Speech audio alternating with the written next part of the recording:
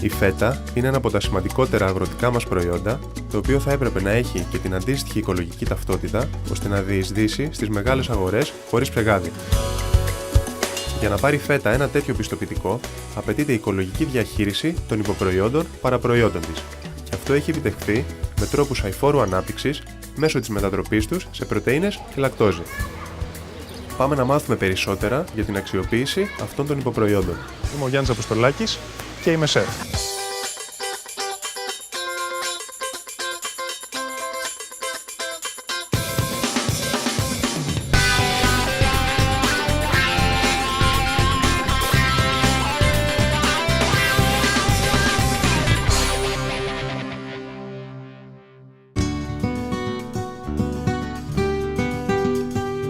Μπήκα στο εργοστάσιο και είδα τη διαδικασία που περνάει το γάλα για τη δημιουργία της φέτας.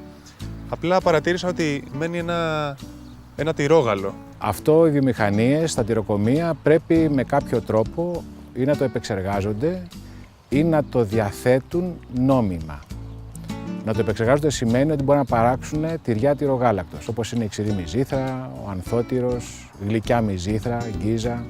Και από εκεί και έπειτα πρέπει να υπάρχουν νόμιμοι αποδέκτες που θα πάει το επεξεργασμένο απόγαλο πια που προκύπτει μετά την παραγωγή των τυριών τυρογάλακτος ή να κατευθυνθεί σε βιολογικές μονάδες όπως έχει ο Συνεταιρισμός Καλαβρίτων ή να πάει σε εργοστάσια πρωτεϊνών που σημαίνει ότι γίνεται μια επεξεργασία ανάκτησης από αυτό το απόγαλο πρωτεϊνών που έχουν χρήση στη φαρμακοβιομηχανία, στη βιομηχανία τροφίμων, στα καλλυντικά κλπ.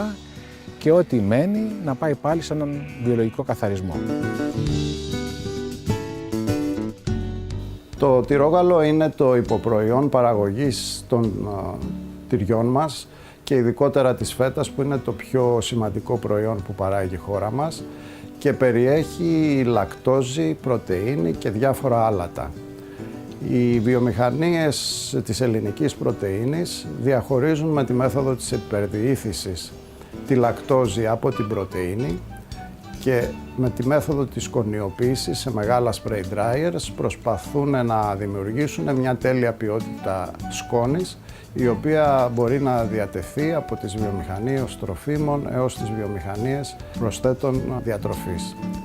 Η λακτόζη επίσης κονιοποιείται στα ίδια spray dryers και παράγεται μια επίσης λεπτόκοκκι σκόνη η οποία κυρίως διατίθεται σαν φίλερ για τρόφιμα, στα κρουασάν φερρυπίν, σαν γέμιση σοκολάτας, αλλά οι μεγαλύτερες ποσότητες διατίθενται στις κτηνοτροφικές μονάδες σαν ζωοτροφή για τα μικρά ζώα.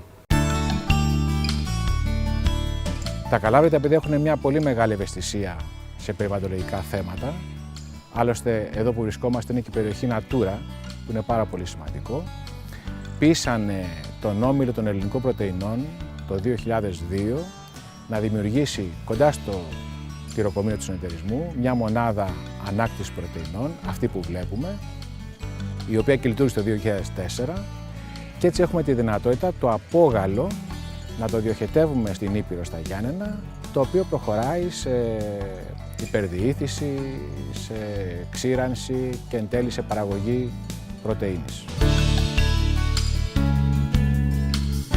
Με την κατοχύρωση της φέτας ως ενός προϊόντος POP, δηλαδή προστατευόμενης ονομασίας προέλευσης, δημιουργήθηκαν ανάγκες για περαιτέρω προστασία του προϊόντος, όπως αυτή της μη δημιουργίας προβλημάτων στο περιβάλλον. Τότε ο όμιλος μας σκέφτηκε την δημιουργία εργοστασίων αξιοποίησης των προϊόντων και των παραπροϊόντων της παραγωγής φέτας και την κατασκευή προϊόντων όπως οι πρωτεΐνες, οι οποίες είχαν μια τεράστια δυναμική στη διεθνή αγορά. Η πρωτεΐνη σήμερα χρησιμοποιείται σε όλες τις μορφές και τύπους τροφίμων, από μπισκότα, σοκολάτες, ψωμί, αλαντικά κτλ. Αλλά και σε πιο εξειδικευμένα προϊόντα όπως είναι τα παιδικά γάλατα και τα συμπληρώματα διατροφής. Η λακτόζη, το προϊόν που είναι το ζυμιογόνο και το ρυπογόνο, μετατρέπεται και αυτό σε σκόνη και διατίθεται σαν ζωοτροφή. Όλα ξεκίνησαν το 1980 με την δημιουργία των πρώτων καλουπιών φέτας για γραμμές παραγωγής αυτοματοποιημένες. Αυτό βασίστηκε σε μια ευρεσιτεχνία μας, η οποία κατατέθηκε το 1981 και πάνω σε αυτήν εξυγχρονίστηκαν τα περισσότερα εργοστάσια σε μηχανολογικό εξοπλισμό αλλά και σε περαιτέρω εγκαταστάσεις που υποβοηθούσαν την εξωστρέφεια αυτού του παραδοσιακού ελληνικού προϊόντος. Ταυτόχρονα τα ευρωπαϊκά προγράμματα στήριξαν την προσπάθεια αυτή και πολλές από τις βιομηχανίες μας μπόρεσαν να σταθούν σε ευρωπαϊκό και παγκόσμιο επίπεδο, δημιουργώντας αφενός ένα γνωστό μπραντ, αφετέρου προϊόντα με προδιαγραφές που μπορούσαν να ανταγωνιστούν τα αντίστοιχα των τοπικών αγορών. Το διάστημα που οι επιχειρήσεις που παρήγαγαν φέτα ήταν μικρού μεγέθους, δεν υπήρχε ουσιαστικό πρόβλημα γιατί οι ποσότητες ήταν μικρές και διάσπαρτες σε όλη την Ελλάδα. Οπότε μετά την παραγωγή των τυριών τυρογάλακτος, η εναπομείνουσα λακτόζη μπορούσε να διατεθεί εύκολα. Σήμερα με τη δημιουργία μεγάλων και σύγχρονων μονάδων παραγωγής φέτας, το πρόβλημα δεν είναι εύκολα διαχειρίσιμο και γι' αυτό όλες σχεδόν οι μεγάλες επιχειρήσεις διαθέτουν το τυρόγαλο σε εμάς ή σε άλλες μορφές διαχείρισης. Οι μικρότερες επιχειρήσεις εξακολουθούν να παράγουν τυριά τυρογάλακτος και μετά με τρόπους που εκείνες επιλέγουν να διαθέτουν τη λακτόζη στο περιβάλλον. Τα τελευταία χρόνια οι 4 βιομηχανίες μας έχουν απορροφήσει σχεδόν όλο το τυρόγαλο που παρήχθη από τις μεγάλες επιχειρήσεις του χώρου. Οι εξαγωγές του προϊόντος φέτα σήμερα είναι σε πολύ καλή κατάσταση. Ενδεικτικά σας αναφέρω ότι στην Αμερική αυξήθηκαν σε ποσοστό 120% τα τελευταία 2 χρόνια και το προϊόν αυτό θα μπορούσε για τη δική μου εκτίμηση τα επόμενα χρόνια να είναι ίσως το προϊόν που θα εξάγεται κατά 50 και 60% στη διεθνή αγορά. Σήμερα οι μεγάλες επιχειρήσεις και λόγω των συνθήκων που επικρατούν στη χώρα μας προσπαθούν κάθε μέρα και περισσότερο να εξάγουν τα προϊόντα τους ώστε να έχουν μια καλή ρευστότητα και να μπορούν να πληρώνουν τους παραγωγούς, οι οποίοι επίσης λόγω της οικονομικής κρίσης αντιμετωπίζουν τεράστια προβλήματα με τις εισαγωγές ζωοτροφών αλλά και με την διάθεση της πρώτης ύλης σε μια λογική τιμή. Ο όμιλος μας έχει βραβευτεί επανειλημμένα για την προσφορά του στο περιβάλλον. Πιστεύω όμως ότι η μεγαλύτερη τιμή που μας έγινε ποτέ ήταν η απονομή του βραβείου καθαρής τεχνολογίας από τα χέρια του Ευρωπαίου Επιτρόπου Περιβάλλοντος. Μην περιορίζεστε καθόλου στη χρήση της φέτας. Μπορούμε να κάνουμε συνταγές αλμυρές, μπορούμε να τις χρησιμοποιήσουμε σε σαλάτες, ακόμα και σε γλυκά. Κάτι τέτοιο θα κάνουμε και εμείς τώρα. Θα φτιάξουμε ένα πολύ απλό γλυκό, γρήγορο και εύκολο. Θα κάνουμε φέτα τηγανιτή με σουσάμι και ένα πολύ απλό σιρόπι με μέλι και διάφορα μπαχαρικά. Ξεκινάμε το σιρόπι. Σε ένα κατσαρολάκι θα βάλουμε 200 περίπου γραμμάρια μέλι, ιδανικά θυμαρίσιο.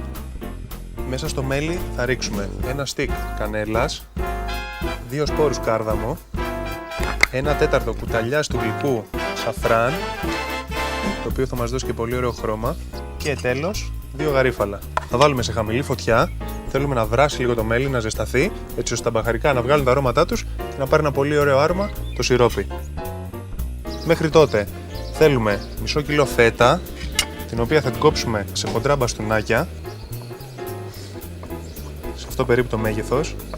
Σε ένα τηγάνι έχουμε βάλει αρκετό ελαιόλαδο, όσο δηλαδή χρειάζεται για να σκεπάζει σε αυτό το πάχος τη φέτα. Θα βάλουμε το λάδι να ζεσταθεί, δεν θέλουμε να κάψει, γιατί θα καεί το σουσάμι και η φέτα μέσα θα μείνει σκληρή. Θέλουμε χαμηλή φωτιά, τόσο ώστε το σουσάμι να καβουρδίζεται, να τηγανίζεται, αλλά συγχρόνως να μαγειρευτεί και η φέτα για να μαλακώσει λίγο. Θα περάσουμε τη φέτα από αλεύρι, μετά από το αυγό και μετά από το σουσάμι. Χρειαστώ 3 αυγά,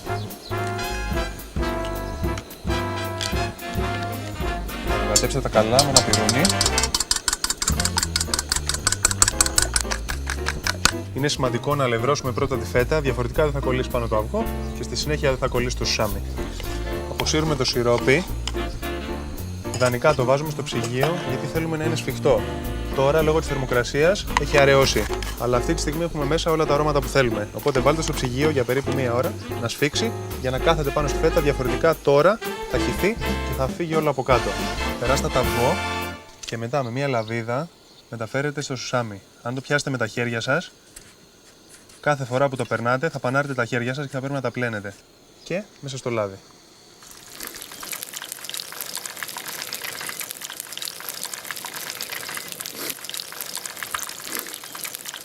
Βάλτε σε ένα πιάτο απορροφητικό χαρτί και όταν η φέτα πάρει αυτό το χρώμα, αποσύρουμε. Είπαμε, θέλουμε να είναι η φωτιά κάπου στο ενδιάμεσο, όχι πολύ δυνατή, ούτε πολύ χαμηλή, για να μαλακώσει η φέτα και να γίνει κάπως έτσι.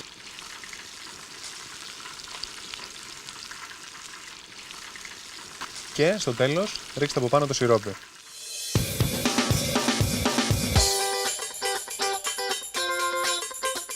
Αυτή λοιπόν ήταν μια εναλλακτική χρήση της φέτας. Ένα πιάτο πολύ εύκολο, γρήγορο, που μπορείτε να το σερβίρετε είτε σαν ορεικτικό είτε σαν γλυκό. Αν θέλετε, δοκιμάστε το.